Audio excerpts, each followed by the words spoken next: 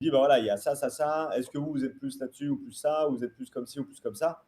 Mais comment vous savez que bah, parce que voilà, j'ai déjà eu des clients, je sais comment ça marche, je connais les objections et j'y réponds tout de suite. Et ouais, en une demi-heure, une heure de call, on a déjà toutes les infos.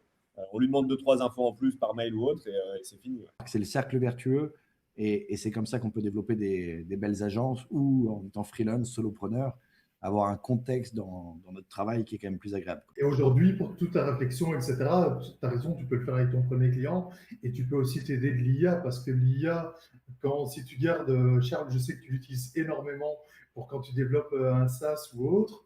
Je sais que tu fais un résumé à ton IA, tu retranscris toutes les informations et à la fin, si tu lui montes un rapport, elle va te redonner toutes les étapes et toutes les questions et peut même imaginer les questions auxquelles tu n'aurais pas pensé. Alors, dans une certaine limite, Toi, Rémi, tu as pas mal d'expérience là-dessus aussi, avec tes SaaS. Ouais, ouais, bah, bien sûr. Ouais.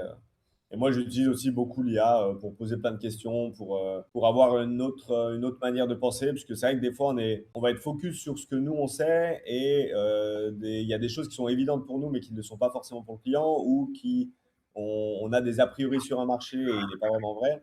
Et c'est vrai que de s'aider de l'IA pour nous ouvrir un peu l'esprit et pour brainstormer un peu différemment, c'est souvent pas mal. Ouais.